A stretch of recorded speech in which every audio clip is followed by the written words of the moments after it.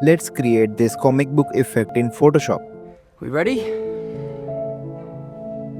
Yes, Peter, we are ready to give you a comic book effect. First, let's make a selection of our Spider-Man and add a layer mask to hide the other parts. Create a duplicate of it and turn off visibility of the original. Then go to Image, Adjustment, Shadows or Highlights and change Shadows amount to 100% to get the details. After that, let's make it smooth with camera raw filter.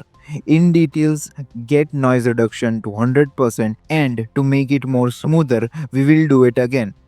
Also this time reduce the saturation in basic to 0 and remove all color.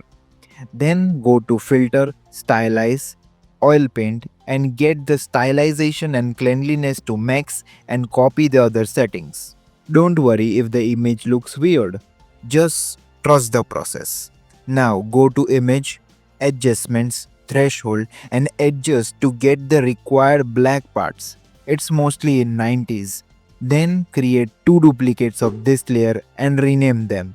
The top layer to lines, the next one to gray and last one to black. First we'll adjust the gray layer, so turn off the visibility of lines layer for now. In the gray layer, double click on the threshold and readjust it around the midpoint, which is around 100 or 110s normally. It will get the midtones. Change the layer's blend mode to multiply. Then add any gray grunge texture, clip it to the layer and change its blend mode to screen. Now turn on the lines layer and get its oil paint effect to trash. Then turn off threshold for now. Go to filter, other, high pass and change its radius to 2. Make sure the high pass effect is below the threshold. Now turn on the threshold, double click and adjust to get back the lines. It's mostly around 125 to 128. Change lines layer blend mode to multiply. Now create a new layer below the lines and rename it as eyes. And with white soft brush fill the eyes if it's not visible properly. Then while pressing shift select all the layers, group them and rename the group. Create a new folder and rename it to colors. Change its blend mode to multiply. While pressing Ctrl or Command click on one of the below layers to make a selection and create a mask for it. Then add a solid color adjustment layer. Let's select red and invert the mask with Ctrl or Command plus I.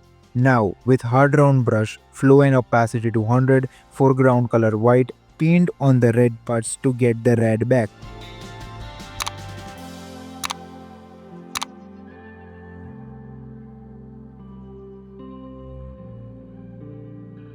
Do this for other colors.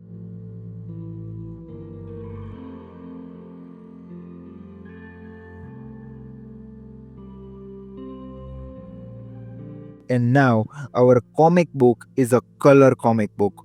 Then go to Windows, Shapes and scroll down to Talk Bubbles folder. Get any one of them. Change its fill to white and border to black and increase the border around 5 pixels. Now add text to it and I'm using Comic Sans font for it. At last, disable the layer mask on the lines, gray and black layer to give our Spider-Man some background. So here it is, the comic book effect. Share it with the team of Marvel and Spider-Man Brand New Day. If you're watching till here, like the video, subscribe to the channel and comment which effect should we create next. Also follow me on my socials, links are in the description. Until next time, keep watching Haynes Graphics.